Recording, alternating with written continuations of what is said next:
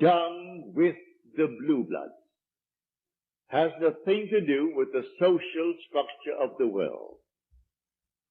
It has only to do with church protocol, all external worship, all ceremonies, everything that leads the individual outside of himself.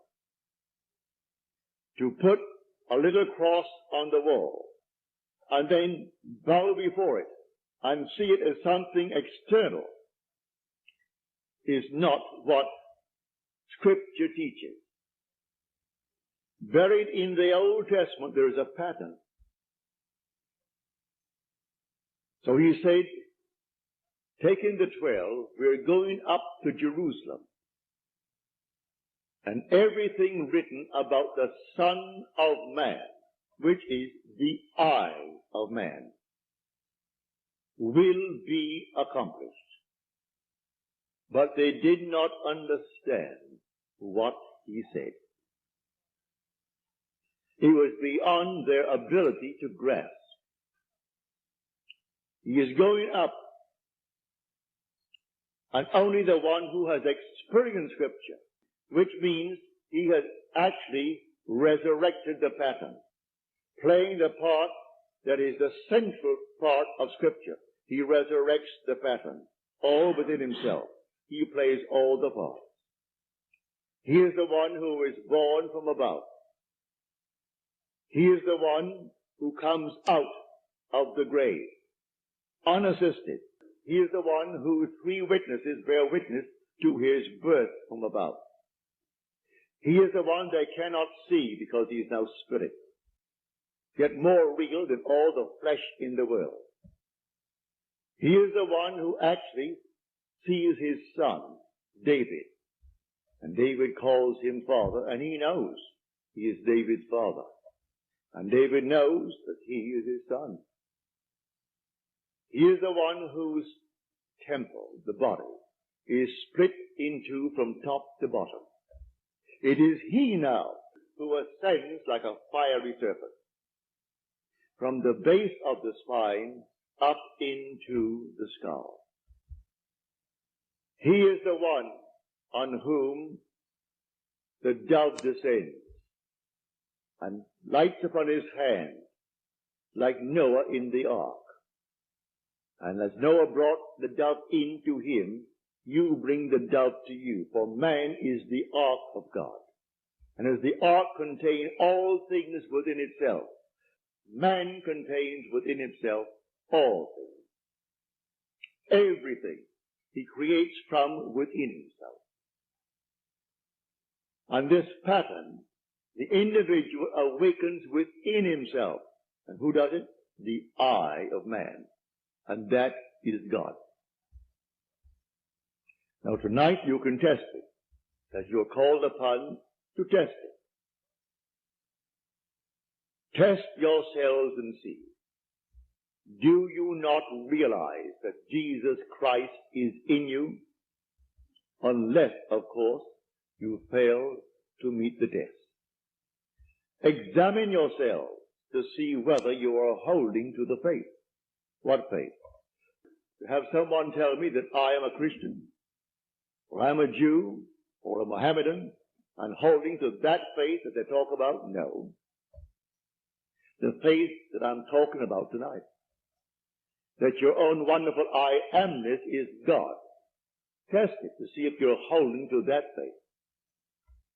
If you're holding to that faith, and all things are possible to God, you should be able to prove it in the testing. She's not here tonight. She promised she would write me a letter, having told me the story on Friday. But I know she finds it difficult to express herself in writing. She can paint and paint and paint, and do all kinds of lovely things in painting, drawing. And when I say to her, please write it that I may tell it to my audience before I close, for I have no future plans after I close on the 29th. So I would like to share your experience with them, to encourage everyone in this world to do what you did. Well, the letter didn't come. I can see her struggling over one page and rubbing out a line because she didn't spell the word correctly and going over the next one. But she can take a piece of canvas, a piece of paper, and do miracles with it. But because she's restricted in writing a letter, she didn't send the letter. But the essence is this. She is now a divorced girl with a little boy. Handsome little fellow. Well, when you're living alone and you need money and you have a child to support and you have a home, all the things, and the money isn't coming in, then you're up against it. So she said, I blew my top, as you're told in the Psalms to do. She said, then I applied this principle, and I assumed that I had exactly what I need plus and plus. Then I got a call from First National City Bank of New York City. Now that is the second largest bank in our country. Bank of America comes first, they are second, and Chase Manhattan is third. Given me an order. She has no agent. This is an unsolicited statement. An order for $5,000, which she can execute and deliver within a month. Well, the First National City Bank of New York is not going to be hard-pressed to pay her immediately $5,000. If she called them and told them to pay it in advance, they would willingly pay in advance. And she said, I can execute that order in 1 month. But I want the details. I had hoped she would send me as she promised last Friday, but knowing her restriction concerning the use of words.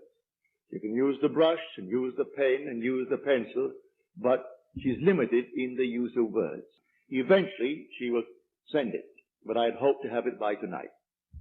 So I could give you exactly what she did. But this is what I do.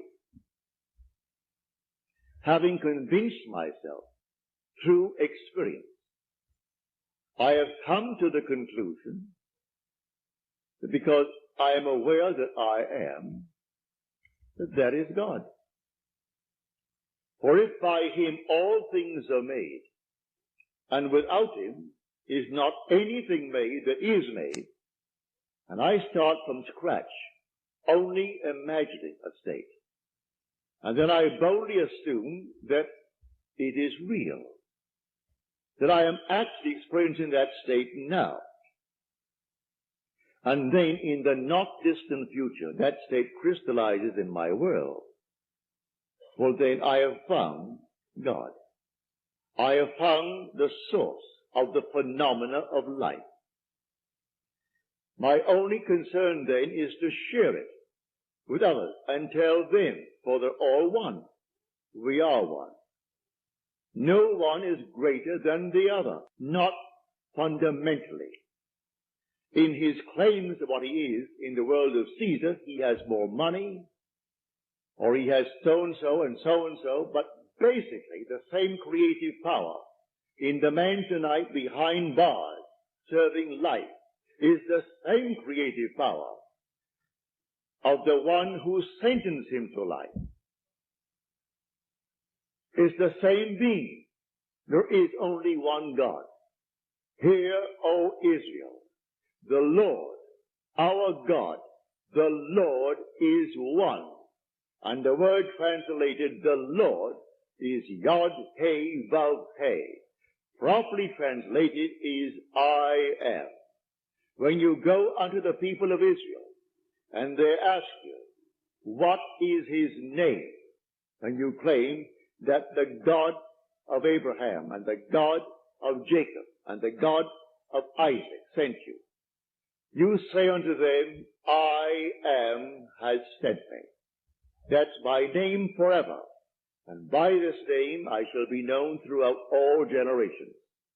But man finds it difficult keeping the tense. And so he speaks of thou art, or he is. And he never actually comes down to the fundamental and knows that I am. I am the cause of the phenomena of my life, good, bad, or indifferent. I have to live with it and change my assumptions if I would change the world in which I live. But now, can I help a seeming other? I say you are myself pushed out. Can I help another? Yes, because there's only one. If your request of me comes within the framework of the golden rule, something that I would like done to me, then I can willingly help you. If you ask of me that which does not come within the frame of the golden rule, do not ask it of me. I grant you complete freedom to go elsewhere and go to anyone who will tell you they can do it in spite of what he said. Go ahead. But if anyone asks of me any request, all that I do is this. It's so simple. We are told in Scripture, whatever we ask of him, knowing that he hears it, it shall be done for us. If we know he hears it. Well, can you imagine you seated here on the surface of your being, a rational being, knowing something that the depth of your own being that encompasses you doesn't know? So you know, and you think, well, he doesn't know. Well, read that in the story of Ezekiel. You'll read it in the 38th chapter. And these are the elders of Israel that went into the dark room. And they are carving on the walls all gruesome things. And they said within themselves, the Lord does not see us. And the Lord is speaking to his prophet Ezekiel. And he said, the elders of Israel say that I do not see them. And watch what they're doing, making all these abominable things within the great cavern. They will all reap them. Because I see everything that the elders of Israel see. But they think because it's dark and it's a cavern, no one knows what he's doing. That God doesn't know it. I have said time and again, there is no fiction in this world. You might have heard the story, and you read the story, concerning the sea-jacking of the Queen Elizabeth. You might have read the article in Time that some girl at Hunter College wrote that story in detail. And she was so shy when it came to the point to be read, she could not read it. She's a shy, sweet lady with a gift of writing.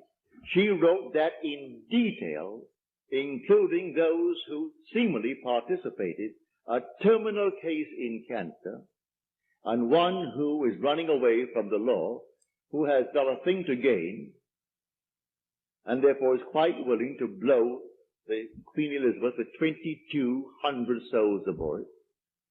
And everything is completely in detail in her fictional story. If imagining creates reality, there is no fiction. So, someone expressed her thought and called the captain while at sea and demanded $1 million and would settle for $350,000. Well, it must have cost them, I should say, more than $1 million to stop that huge hulk in mid-Atlantic and then feed 2,200 people 4 times a day for the extra meals that they would have coming to them. Plus all the things that, you put it all together, it would cost more than $1 million. And a little girl, possibly writing this for her PhD, or writing it for some reason, And she writes it in detail. They gave her name so you can contact her. They gave the school is Hunter College in New York City. And everything in detail is told in that story. So I tell you, you sit down and write fiction. Need not put it down. My friend wrote fiction. She had a large sum of money coming in. And she went to town within herself. And she wrote in herself. And blew her top, as it were. So she, in the depth of her own being, conjured the sum of money that she needed. Beyond. Always go beyond. So we are told in the psalm, be angry, but sin not. Commune with your own heart upon your bed, and be silent. Yes, blow your top, but do not let the sun go down upon your anger. Be silent as you commune with self. You don't commune with another, for the self of man is God. So be angry, but sin not. Commune with your own heart upon your bed. Not communing with another, and then you actually know exactly what you want. And in that state, fall asleep. And in a way that no one knows, and you, in your surface mind, you do not know, it will all come to pass.